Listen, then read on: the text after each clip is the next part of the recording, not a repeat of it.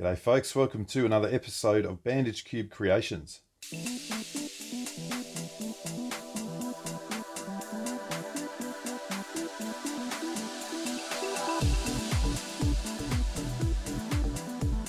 Well, this puzzle is Rayray's Bandaged Cube, and it's a little bit of an interesting history. And in terms of Rayray, who is that mysterious fellow? Hasn't posted a lot on the forum, but he made, I believe, one post of a bandage puzzle in the Crazy B4 thread. You may remember back to that. And he made one post of a bandage puzzle in the 3x3 bandaged cube thread, the one that was looking at these bandaged cubes. And then edited the post to remove the image. So if you go look at it now, there's no image there. It's just an empty post. The user's full name is Rayray_2561. So I'm assuming it's male, but I don't know for sure. But in any event, I'm not sure why he removed it, because it's a pretty interesting puzzle. And if you look at it, it's got the block at down to down front right. It's got a big slice running from front to back through the up face. That's it. And you would think, oh, two pieces only. That's going to be pretty straightforward. Well, I guess it depends on what the two pieces are. If we had a pair and another pair, like we did on, say, the bandaged clock Earth or Venus or something, yep, that'd be pretty easy. This is not so much, and certainly in terms of the corners. So I'm looking forward to going through it. And as I say, I'm not sure why it was removed, because it's a worthy puzzle. You might be thinking, well, how did I get the image? Well, before it was removed, Quador grabbed it and threw it into his Google Doc. So that's where we have the benefit of this puzzle. So in terms of scrambling this thing, I've found the easiest way is just to have this up on the top and your big slice here. Obviously, you know, it doesn't matter if you're here or here, but just you kind of want it out the way. And what we can do is essentially just be spinning this face, which can always spin, and this upper face, and just doing little things like this. And eventually what we also want to do is bring in some other parts from here. So perhaps we might then move that out the way, and we can turn that face, bring it around to get these pieces into the mix. You can see there's a couple there. So, I mean, I wouldn't mind at least putting those there, and then these will come into the mix too. So there's not a whole heap you can do to scramble it. And with this one, the edges do not flip. And it's kind of, I guess there's a sound mathematical reason for that. I've never been able to properly sort of pinpoint it, but I believe it is because in order for edges to flip, you're going to have sort of three adjacent faces, or three faces that can generate things not like we've got here. So here I've got this face that can turn, I've got this face, and I've also got this face, but I don't kind of have the ability to turn this face, and this face. So I think that is what is going on. So as far as the edges go, it definitely makes it simpler. You don't have to worry about flipping edges at all. The corners, slightly different story. Okay, so this is looking as scrambled as it's ever going to get. This big slice is not budging. The only thing I can do with this is move it around to there and do this sort of thing. So we are ready to go. The way that I will approach this is initially to solve the edges and just to hold this thing in this position. So I'm looking firstly to solve these three edges over here. If I go and place this block, the very first one you can see that I want to do is this blue-red. So I'll locate it first, and it's sitting here. I just have to figure out how to get it into that position. If I just turn it around like that, then this slice or this face can turn and I'm good. And it's normally pretty straightforward like that, as I say, because that just can't flip.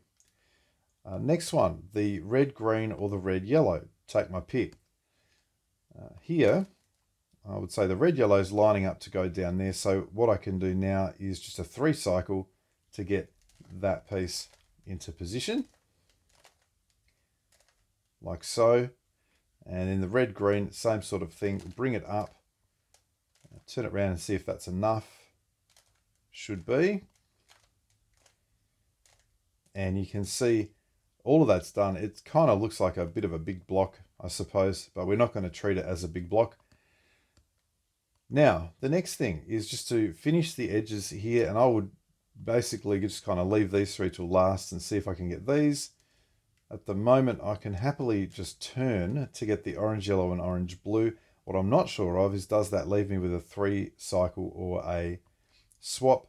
In this case, it leaves me with, actually leaves me with a swap. You can see orange, green, and orange, white need to swap there. So all that means is that I'm going to turn this face one turn and then go ahead and resolve these two pieces. So in terms of getting the orange yellow down to that position, what I'll do here is I can do a setup move. You got to think, I can't really move this face. So I could have, instead of doing that turn, I could have turned it that way, and possibly that's easier to do. Certainly can involve this piece here. So what I would now do is a setup to put that there, and I want to move it to that position. And I can now turn this upper face. So when I undo that setup, the orange yellow goes where I need it to go. Orange blue is here, same sort of thing. I can do a setup and move it to there. Then I undo the setup, and you'll see that the final 3 edges are solved.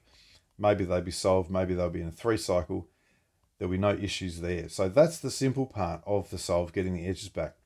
Now the corners, wow, I invented a number of algorithms initially to do these until I stumbled upon one that was 8 moves, and no, it's not the corner piece series, but it was quite a lot like the corner piece series, and I was going to go with that one.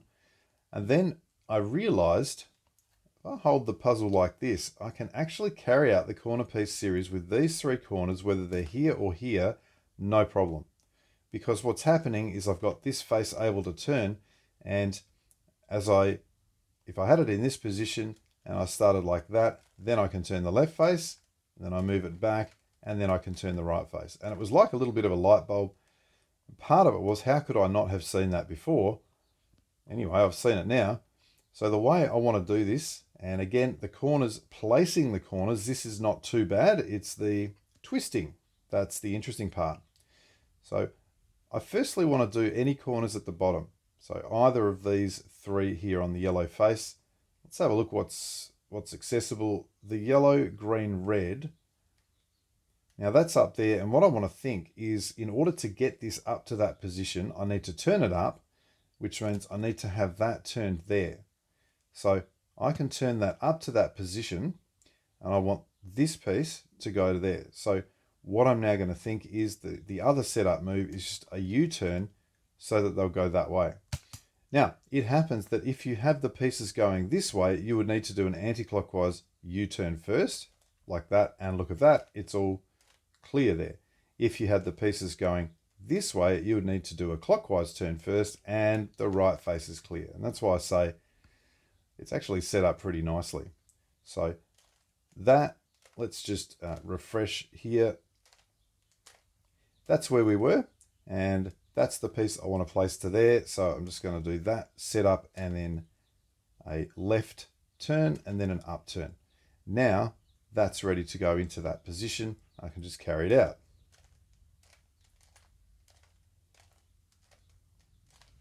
All done. I'll undo those setups. The U prime with the left prime, and then that upturn. And now we're ready to go and place another couple down here. Take our pick. So blue, orange, yellow, that's sitting there. That's really nice. So I can just turn those 2 up, place the blue, orange, yellow into that position.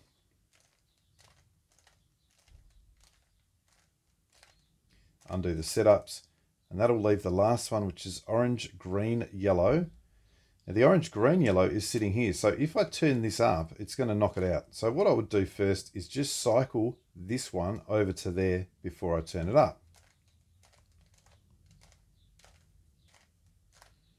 And now that orange, green, yellow, I can move this position up. It's going to go straight to that piece there. All done. Return. If we look on the yellow face, all of the yellow corners are now in, and that only leaves a maximum of 1 corner piece series to carry out. I just have to look at the direction. It's green, orange, white to there. So I just need to turn it as a setup, and the pieces travel this way.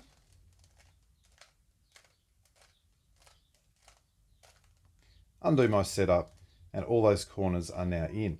So again, that's not the super difficult part. It did take a little bit of thought. Now we come to the part that is extremely tricky for me, and I'm not aware of any easier way to do this. And what I ended up doing, and the reason it's hard, is because what you'd normally think, and certainly I mentioned the C-block clock before, and if that pair's not there, then it's fairly straightforward to do a Sune and a Sune mirror. But as soon as you've got that pair, it really complicates things. So I would hold it like this to try and do a Sune and a Sune mirror. Well, let's say I carry out a Sune. No, I'm doing all that and I'm finished. Then I've got to do a left-hand Sune. Well, what I would normally do with a situation like this is just sort of turn that 2 turns to get this big slice out the way and then go here. But you can see that things are a little more complicated. And if I say I'll turn it 1 turn, well, I can't turn it because of that big slice.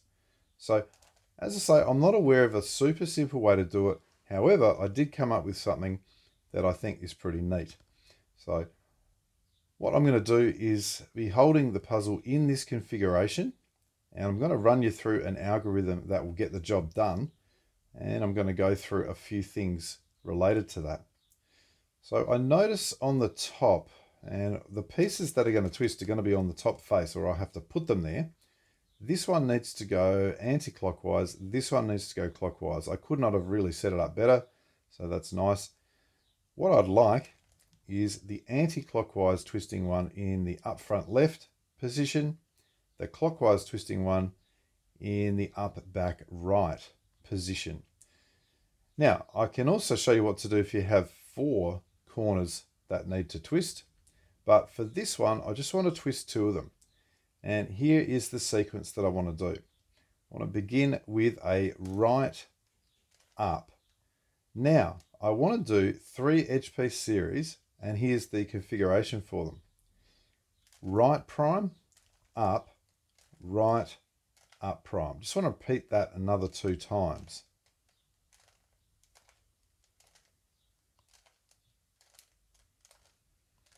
Okay, all done. You remember at the start I did right up, so now I want to undo them with an up prime, right prime. And the last little bit is a U2. Now, that entire thing I now repeat exactly as it was. So, right up, and then right prime up, right up prime, repeated another 2 times.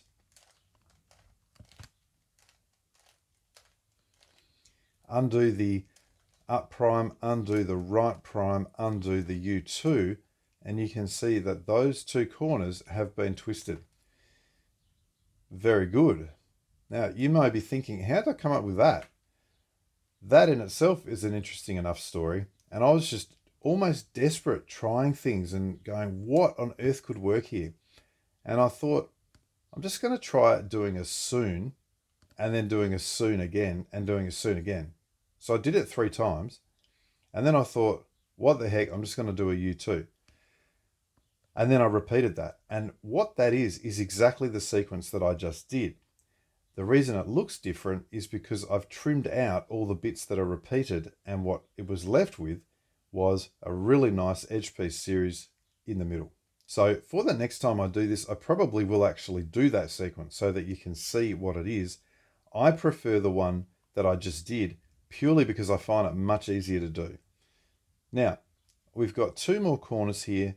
What I'm going to do is actually show you 2 variations on this before I do that corner, because you might be thinking, well, I did a U2 in the middle. What would happen if I did just a U, or perhaps a U prime? Well, I'm going to demonstrate exactly that. So let's firstly do it with a U-turn in the middle. I'm going to do it on this because I've got nice corners that are all ready to go. So I will do these with the 3 Sunes, and you'll kind of see why it gets a little bit annoying doing it, because I'm kind of doing a move and undoing it all the time. So here we go. Right, up, right prime, up, right, up to right prime. That's the first Sune. Now I've got to repeat it, so I've got to undo that right prime. And then I've got to do a U-turn. So you remember before that I did 2 U-turns, now I'm doing a 3rd U-turn. And that's when it all simplified down. Let's keep going. That's the second Sune and the third one. Now the key thing here is because a Sune cycles 3 edges, when you do it 3 times, it puts them back. And the only thing that's moved is the corners.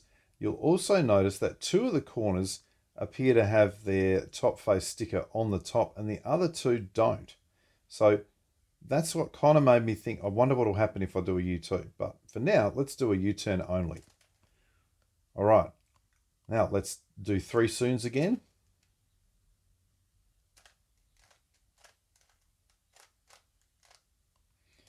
Number 2.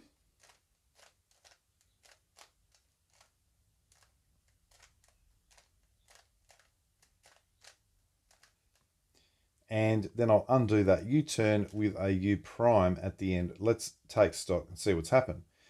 Well, this one at the front left has gone clockwise. This one has gone anti-clockwise. This one has gone clockwise. This one has gone anti-clockwise. So if we do a U-turn, then the 2 corners that go clockwise are on the left. Now you'll never guess what happens if we do a U prime. In fact, the 2 corners that go clockwise, I believe, are on the front. So let's set that up and have a look and see if we can make it solve again. So I've got 2 corners here that I need to turn clockwise, which would be that corner and that corner. So I'm going to put them on the front and now carry out the exact same thing, but this time I'm going to do a U prime in the middle. Okay, so here we go.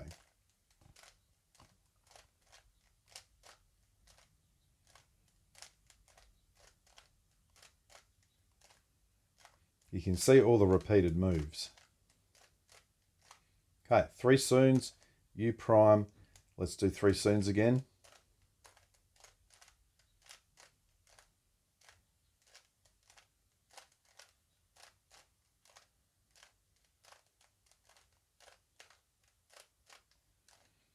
And we'll undo that U prime, which was there. And of course I had that set up at the beginning. You can see that's what it does. So if you do have 4 corners for this one that need twisting, if you can get 2 of them next to each other that twist the same and the other 2 next to each other, then you can either put them here or here depending on what you need to carry out. So now let me return to these last 2, and I think you can see why I prefer the first version that I did, the condensed version. It just seems to be quicker as well, which it probably is. Okay, so I want to get both these corners up onto the top if I can. Now, the problem that I've found here generally is getting them up to the top and having them on opposite sides. So let's just have a look and see if it's even possible. The first thing, in order to move this one, I have to move that block out the way and then move it across. So then I would say, what happens then? That's 3 setup moves. The problem is I still have to get that up to the top. When I get that up to the top, I've got to turn it off and get this block back. Now, just looking at it, that might actually work. So what I don't want to do is lose track of the moves that I'm doing. And I'm already thinking, what on earth have I done? So let's just take stock here. I've got these 3. I think I can remember them to undo them. So I'm not going to bother remembering them. I just hope I can get out of it at the end. Now, what I want to do then is right, up prime, right prime. Okay, so there's 6 setup moves, probably 7 because I want to get them here. Right, up prime, right prime are the 3 key ones that I want to remember. Now, I just want to look and say, what direction do these things need to go? This one looks like it needs to go anti-clockwise, which means this one needs to go clockwise. Now, if you're concerned about that, you can always take this back. In fact, let's undo those setups and just have a look before you start. So the yellow one has to go anti-clockwise. That's the key thing to remember. The first thing I might try is to get, I'll just see if I can put this one up to the top somewhere. So I've got 3 setup moves there. So the right, up, right prime, that should be easy enough to get out of. Now this one here, this one, the only way it can get to the top is by the block turning off, this across to there, and then that back there. And I must get the block back into that position when I start. Now the nice thing is I can see that's at the top. If I turn this to there first, I would have them opposite. Oh, that's pretty cool. Okay, let's just undo that and undo this. Oh, can I undo it? Yes. All right. So I need this one to actually be sitting over there. Okay, so right up to right prime, and then right prime, which actually makes a right 2. That's interesting. Might be easy to remember if I do that. And yes, this is what I do. Every time I'm thinking about setup moves, I talk through it and say, how do I remember this? Sometimes I end up writing them down because I don't want to muck them up. So right up to, right 2, down, right. Right up to, right 2, down, right. I'm not sure if I'm going to remember that. The worst of it is I've actually got, I'm going to undo them and get that. I think I want to remember in 2 sets of 3. So right up to right prime, and then right prime, down, right. They're definitely opposite. That one needs to go anti-clockwise, and so my final little setup here is a U-turn to put it in this position. Gee, I hope I remember that U-turn at the end. Okay, because all we're doing now is R's and U's, so let's get going. I'm going to do the original sequence because I find it much easier. R, U, and then the 3 edge piece series with R prime, U, R, U prime.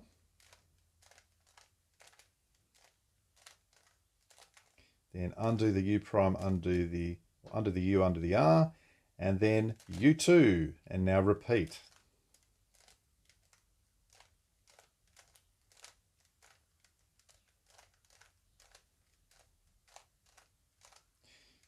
U prime, R prime, U2. That's looking pretty nice. Now I did have a U-turn in there, and so I think now I've got to do that U prime, which is really nice because that's come back and that's clearly done. All I have to do is undo these setups. I think it's that to there, and then it's this one. Oh, this feels good. There we go. So I'm just unsure whether this sequence of 3 Sunes and a U2, perhaps it's a super well-known sequence. I've never heard of it before, but then I don't do speed solving, and there are about 1,000 sequences in speed solving, so perhaps it's sitting in there somewhere. If not, I've invented something brand new, and that's nice. But that is Rayray's Bandaged cube. As I say, really nice cube. Not really sure why he took it down from the forum thread, but I'm glad the image got nabbed, and that is how I solve it. This is the puzzle for the next video. It's a very interesting puzzle. It is called Sophia's Cross River. It only has 2 bandaged parts. The first part is this plate here. May well be the first puzzle I've done which has a plate, I'm not sure. The second one is a bar running here. So looking at it in the color scheme, nothing on the yellow face. On the right down, I have a bar. And then the plate is sort of on the left face to the left down. That's sort of the central part of that plate. Everything else is free cubies. And I have to say, this caused me quite a lot of bother, and I had to learn an entirely new way of solving it. See you in the next video.